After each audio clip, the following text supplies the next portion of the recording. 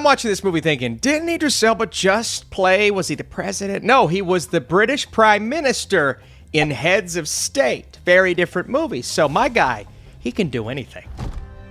I always thought just being ready is the point. It keeps the villain in check. What's up, Netflix fans? House of Dynamite. It's been talked about as a potential Oscar player. Netflix is probably going to push this for awards season. Does it live up to that amount of hype? Is it a contender?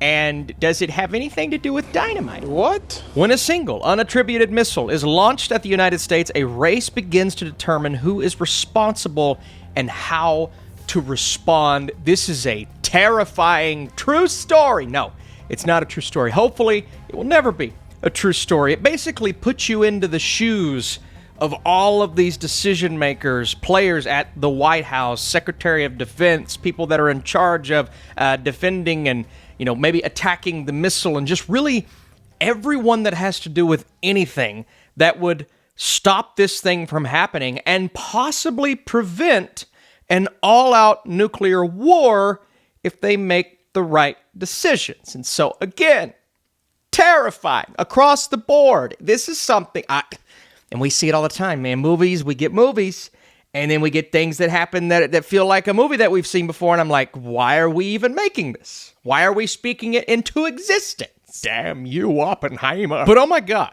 this cast, Jared Harris is the Secretary of Defense. Gabriel Basso is in this movie. Didn't he play J.D. Vance in the J.D. Vance movie? I wasn't a big fan of the movie itself, but I just think isn't it weird that he's in this film and he's trying to... it doesn't matter. I'm a huge fan of Tracy Letts, Anthony Ramos, Moses Ingram, Greta Lee, Jason Clarke, Willa Fitzgerald. Then you've got Rebecca Ferguson, who I thought was going to be one of the main players in this movie, but really is only the main character in the first act because of how this film is structured. Then Idris Elba as the president. And, as this first act was going and moving and you're just kind of riveted by the situation, you're on the edge of your seat. It is so intense. Kathryn Bigelow is our director, and that's why a lot of people were thinking Oscars with this, because she's done it in the past.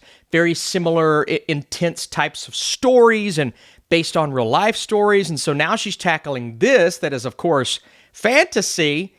But is it fantasy? It's as grounded of a fantastical situation and as interesting of a political thriller as you could possibly imagine. Like, all of these surface level things, just getting this movie started, you are so in. And I was locked in for like 30 minutes. I'm thinking, okay, I love everything this is doing, because while it's a very simple formula, it's a riveting formula. And we've seen similar-ish disaster films and similar movies that put you in the shoes of our characters. And I love when these real-life stories come out. Obviously, this is not one of those, but this is one that feels like that kind of situation. And so I'm sitting here waiting on how they're going to handle the actual madness. Like, is it going to hit? Where is it going to hit? What are we going to do about warning the people? What situations are we going to make? And then the movie takes a little bit of a turn by putting us in the shoes of another group of characters in the second act. And then it does something similar in the third act, to where we're covering this amount of time through all three acts of this movie, but that clock restarting kept happening. Now, I'm not saying you're stuck in this time loop throughout the entire film.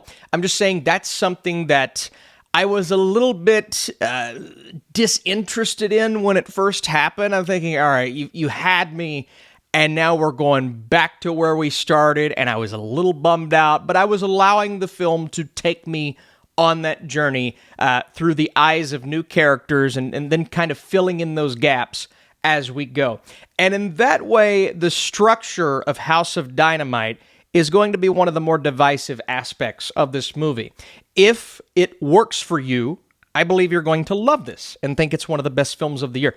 If it doesn't work for you, it's going to frustrate you to no end all throughout this film. And that's where I kind of found myself personally watching this a little frustrated with how they were handling that, because they have this crazy amount of tension building, and then you almost cut yourself off, and you're having to rejuvenate me as an audience member, get me back into those shoes. Now, that's for good reason. There are things about this story that they don't want to tackle chronologically, and there are things that they try to not leave by the wayside, but they're not putting too much focus or emphasis on.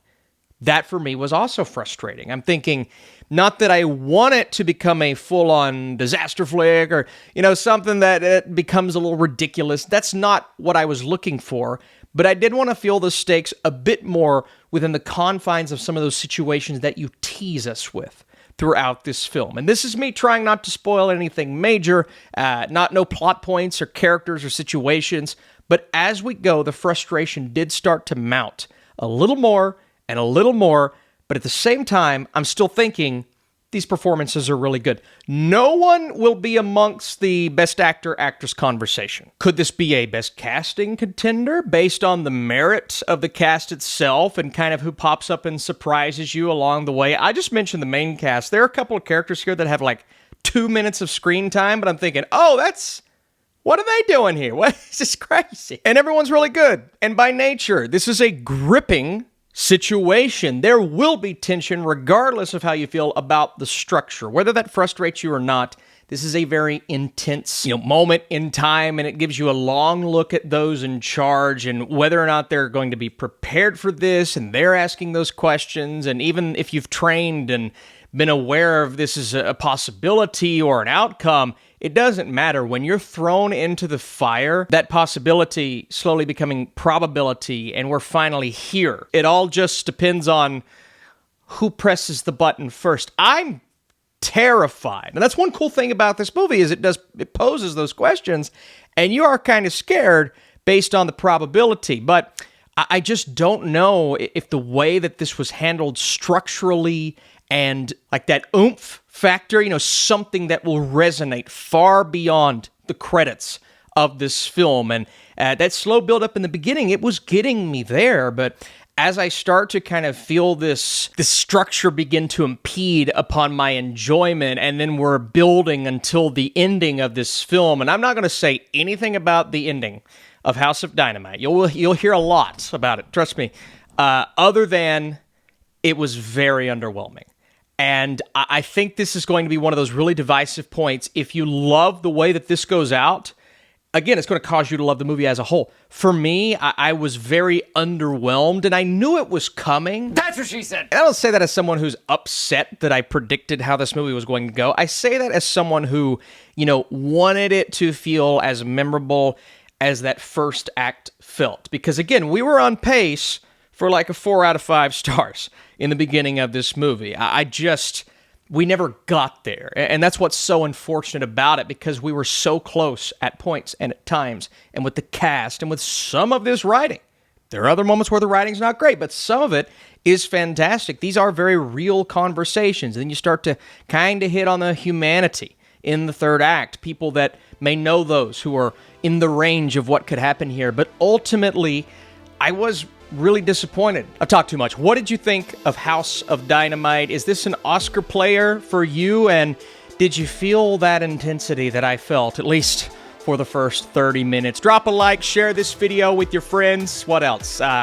Hit the hype button. I swear it exists. House of Dynamite has as intense and compelling of a first act as any political thriller in recent memory. What gets in the way of it fully delivering on these ideas is how they decide to handle the structure, which ultimately becomes its downfall as an experience. A fantastic cast and numerous outstanding scenes will hit home for many.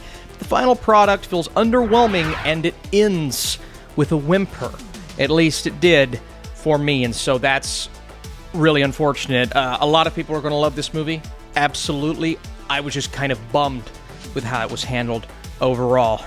Oh boy. Thanks for watching.